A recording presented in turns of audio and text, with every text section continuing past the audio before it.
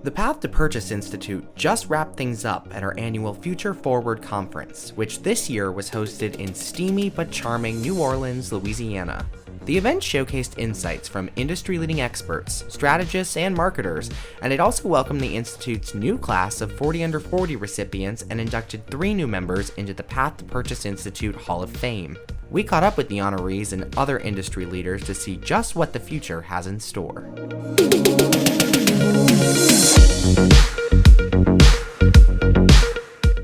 Can you talk a little bit about how Crayola is using CTV and retail media to connect with shoppers? Okay, CTV, absolutely love it.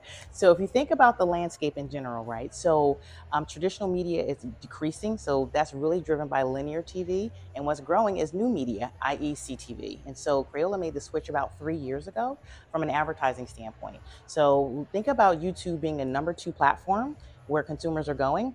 Your CTV advertising should definitely be there. You should be leveraging that to connect with your consumers. And that's exactly what we're doing.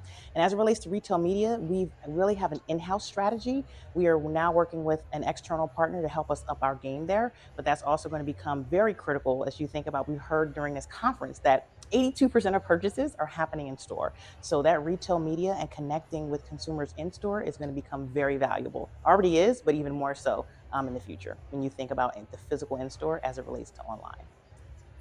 And how should brands be thinking about diversifying their innovation portfolio? I think it's important to not just focus on kind of what's super exciting and trendy, but looking at what can really impact either your business or kind of how you meet your customers. Often I think we get really focused on like how to make the customer experience more exciting, which is amazing and important, of course, but there's so much that goes into that. And sometimes it's not as exciting to say like, hey, let's invest in operations research, but it can be just as critically as important as something, the advanced analytics and more generative AI type opportunities that of course we see buzzing around a lot as well. And looking ahead, what's the next frontier for personalization? I think just as we continue to gain first-party data and continue to learn how to use that first-party data effectively, personalization is just going to become more and more personalized, getting really, really nitty-gritty. I know today we were talking a little bit about like knowing what sports teams people are fans of and things like that, like getting into that kind of nuance beyond just like demographic data, but knowing like likes, dislikes, things that make you tick, things like that we can gather through first-party data and then extrapolate into personalized campaigns. So Ari, we just had a wonderful keynote session, so inspiring, talking about the senses and what that means for marketers. Can you talk a little bit about sort of the 5 trends that you see emerging that brands and retailers should be thinking about when they're coming to market and thinking about sensory design and that omni-channel journey? Sure thing, Jesse. So the 5 best practices or trends that you can put into practice today starts with 3D visuals. Use depth perception, right? Go beyond just visual.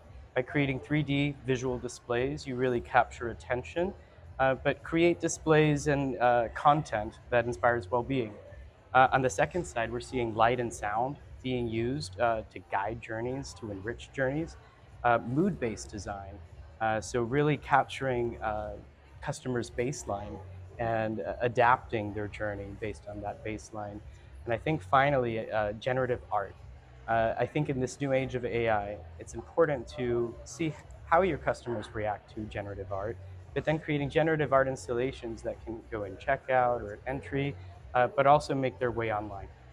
What tactic do you think every marketer should have this year in their toolkit? I will have to say search. One of the things that we have done a lot from a retail media perspective is search optimization, making sure that our items are on top of the search, being able to drive conversion. I think that's definitely a key for everyone. We have seen a lot of success when it comes to attributed sales, but making sure that our items stay, products stay on top when they're searching for either mashed potatoes or mac and cheese. I think that's going to be a tactic issue being everyone mix. So it's pretty clear that our industry has evolved really quickly over the past few years with retail media and everything else. What's your perspective on sort of those merging worlds of brand and shopper? It's a really interesting time because, to your point, it's merging, and the skill sets that shopper marketers need these days are, I don't want to say they're different. Well, they are different. They're broader, right? There's more skill set that a shopper marketer needs to have. You know, you have to understand media, you have to understand how that functions. And so the skill set that you need is broader. And so my advice to anybody is always be learning, right? Because, you know, and the same for brand people, right? Their skill set needs to broaden as well. They need to make sure they're understanding shopper marketing, how that operates, and what are the important elements of shopper marketing. So for both spaces, a shopper marketer or brand, you have to be nimble, you have to be ready to learn, eager to learn, and just sometimes you got to just kind of dive in and do it and learn by doing, quite frankly. That's great advice. Thanks for joining us in New Orleans at Future Forward. You can find us at our next event, the Retail Media Summit, from June 27th to 30th in Chicago. For more information, visit events.p2pi.com/retailmediasummit.